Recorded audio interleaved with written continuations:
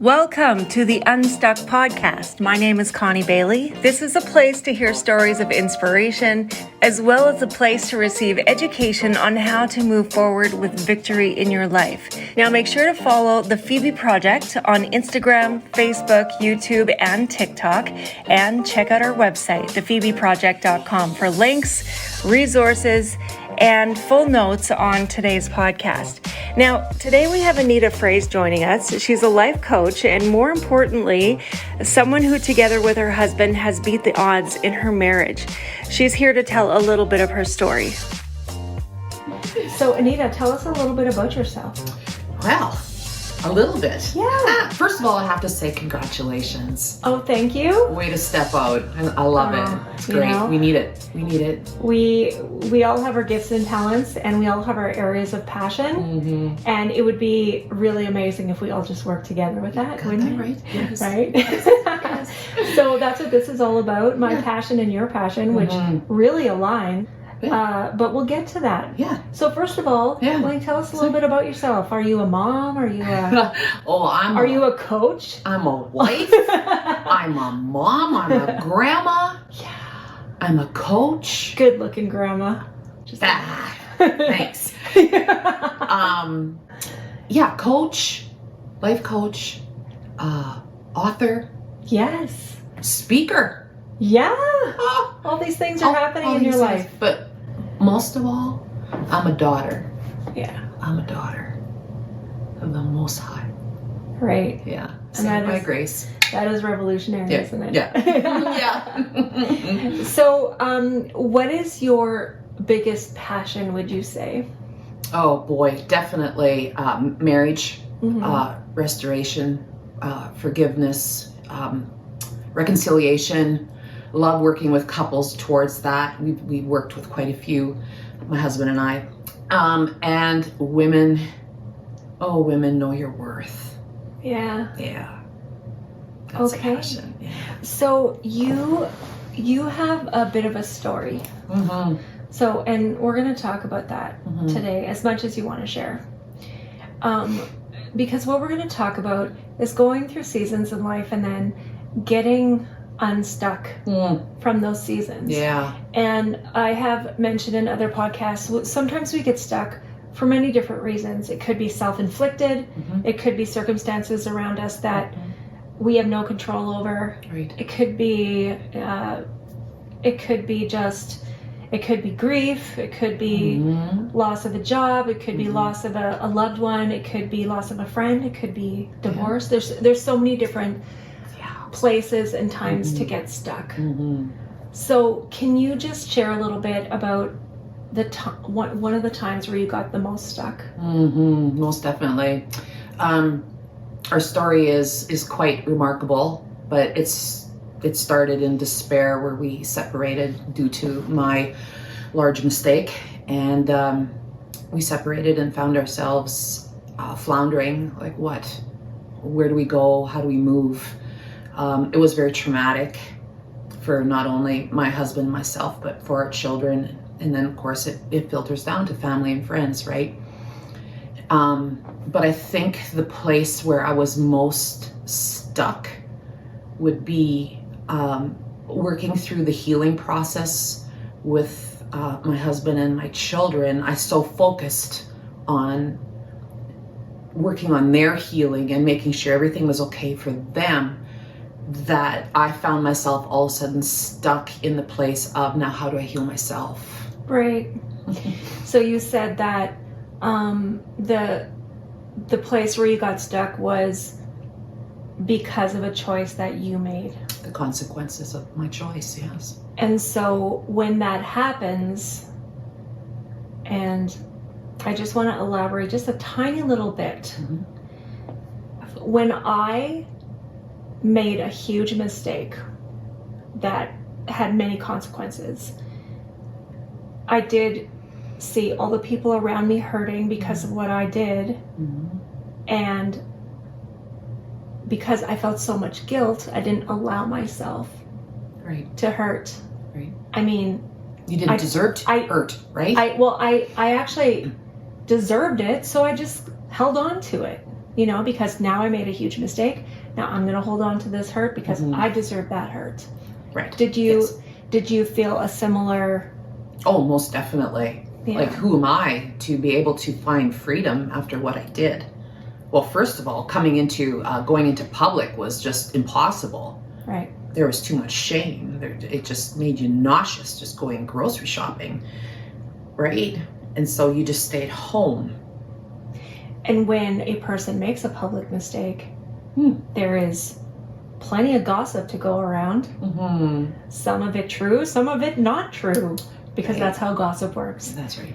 And so did you find that you were telling stories in your head?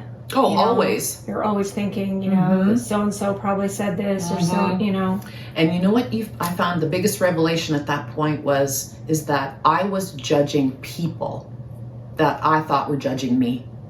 I had no clue. Yeah. Right? It wasn't coming out of their mouth, but it was coming out here. So I placed myself in judgment of them. Right. So you got stuck. Stuck is a good word. Yeah. How did you get unstuck? Oh my.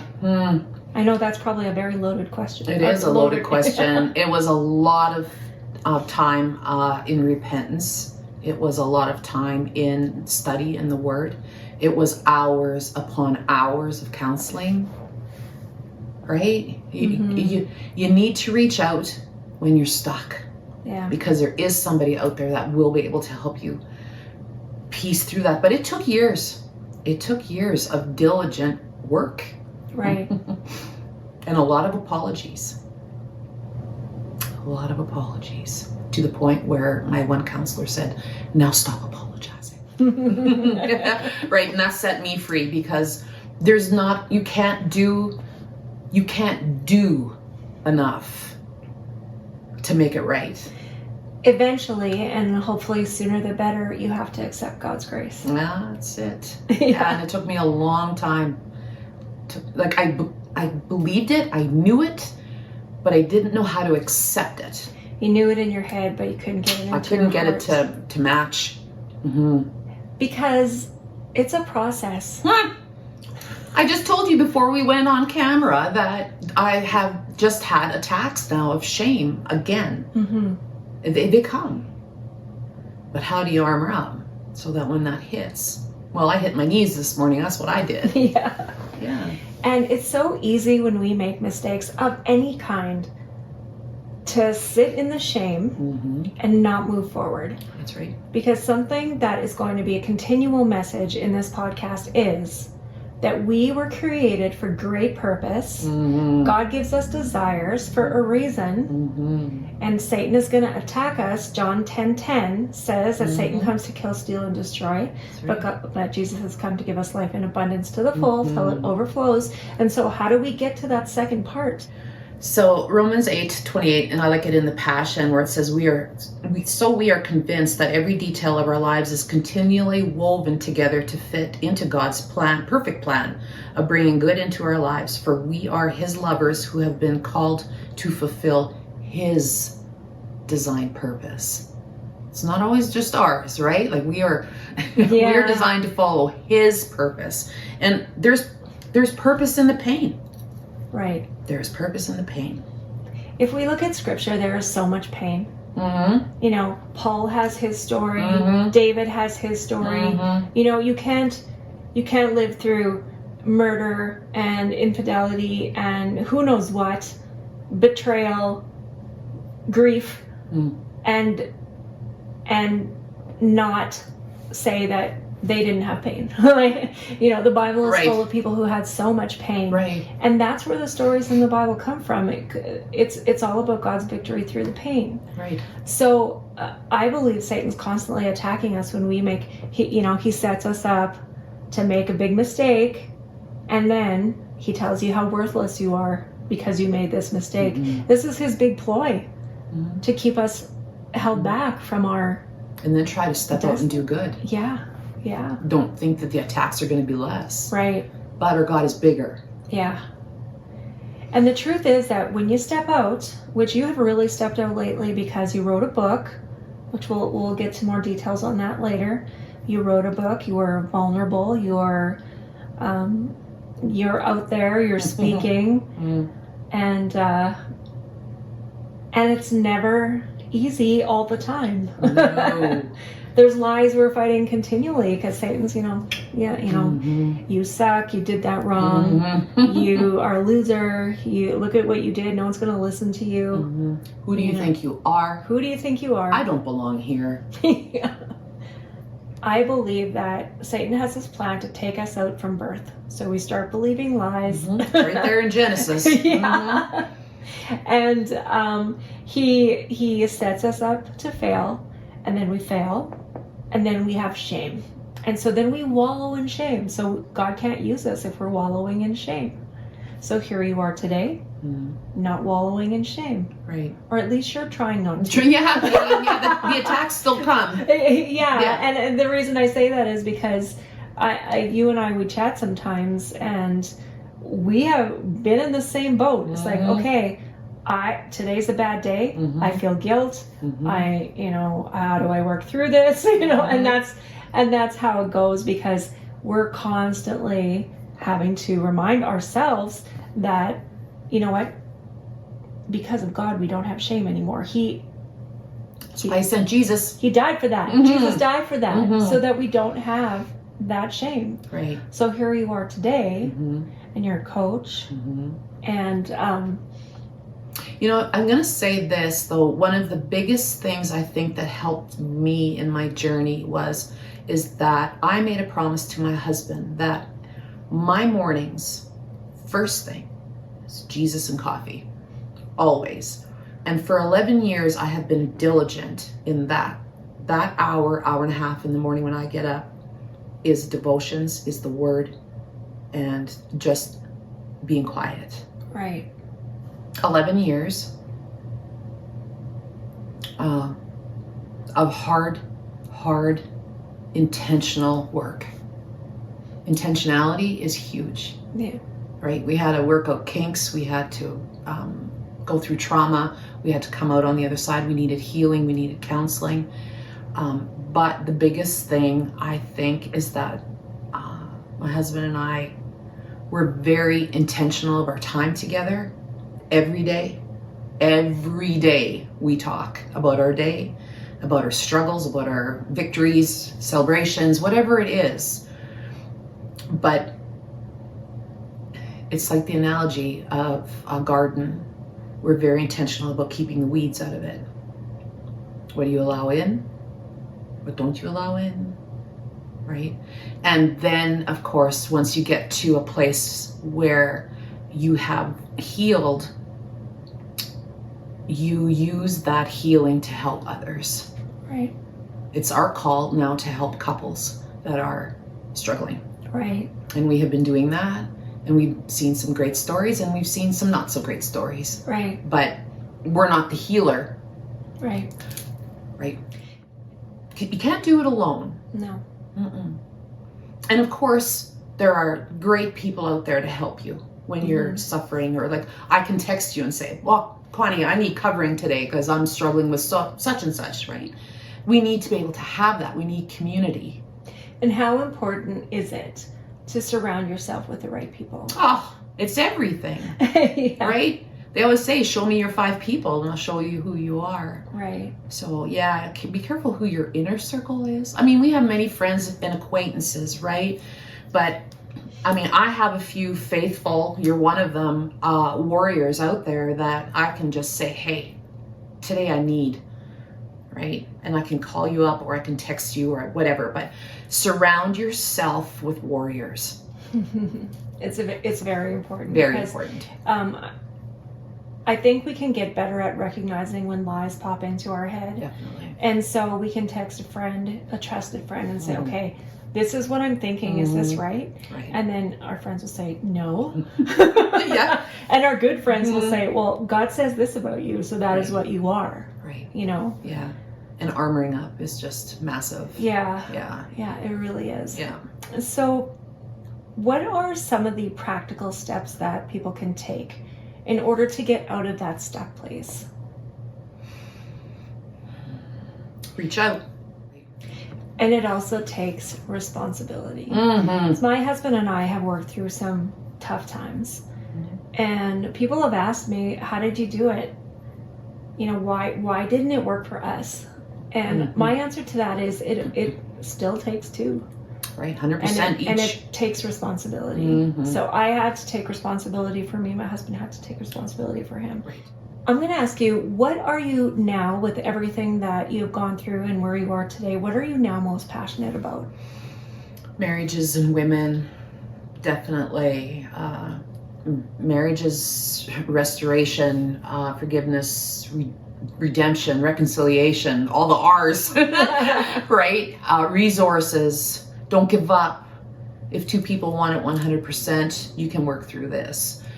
And women, know your worth, right? We are worthy. Right. Jesus made us worthy. You don't need to hide, sit in the darkness, be stuck. That's not your place. Right.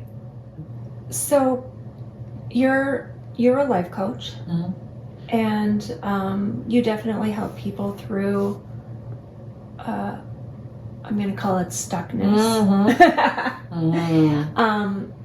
And I know that probably the thing that I admire about you most is your grace, and you always see the best in people, no matter what they're going through. You see their purpose rather than their situation. And so if someone were wanting to come to you for, well, why don't you let us know what kind of services you offer as a life coach? Oh man, there has been so many variables in people that have come to see me. I definitely know that my spiritual gift is exhortation. I can definitely encourage you. How can I not when you've been through it, right? So definitely encouragement. I will make you go deep though. I will ask you questions, and I will send you homework, and you will get these questions done and dig deep, because that's where the process comes out, in the quiet and in the still. Everything's in you. We're created for that. So yeah, that's how I get them. It can be a 6 week, it can be 12 weeks, and there have been some that have been many more weeks. But I've seen some great stories. 2 Corinthians 1:4 says, He always comes alongside us to comfort us in every suffering, so that we can come alongside those who are in a painful trial, any painful trial, and we can bring them the same comfort that God has poured out upon us. That's amazing. Right? How encouraging. Right? Our stories are so important, because when you come through that valley, you have the grace and the wisdom to bring to that next person that is walking that same story. Yeah. And I think we're just living in such a great day and age where we are able to share stories quite easily. And if we could only find the courage to step out and share our story. It's scary. It is You have to scary. be so vulnerable. Because you have to be ready for the judgment. When you do share your story, you will be judged. Yep. That is just how It's it is. just human nature. Yeah. But how many people are going to be healed through your story? Right. That is way more important. Right. And if you're truly surrounding yourself with people that encourage you, support you, love you, then you're gold. Yeah, I know that when I wrote the book, that's a funny story. I got the final edit of that book, and I couldn't hit send. I was so fearful of putting our story out there. I just couldn't do it. So my husband took the computer away from me and hit send, and he said, "There, it's done." Right? It does take courage. But my prayer when I was writing that book and editing that book was, Lord, if it helps one person, Yeah. it's worth it. Yeah, it is. And I've had so many messages that it's been more than one person. I'm very grateful. Thank you so much, Anita, for joining us on the podcast today. Again, make sure you head to thephoebeproject.com. We're going to link information on how you can contact Anita if you would like coaching, if you would like some help in your marriage. And again, we invite you to subscribe to the podcast. And we're going to let you know every single time we post a new podcast. Make sure to follow the Phoebe Project on Instagram, Facebook, YouTube, and TikTok. And we'll chat with you again next time.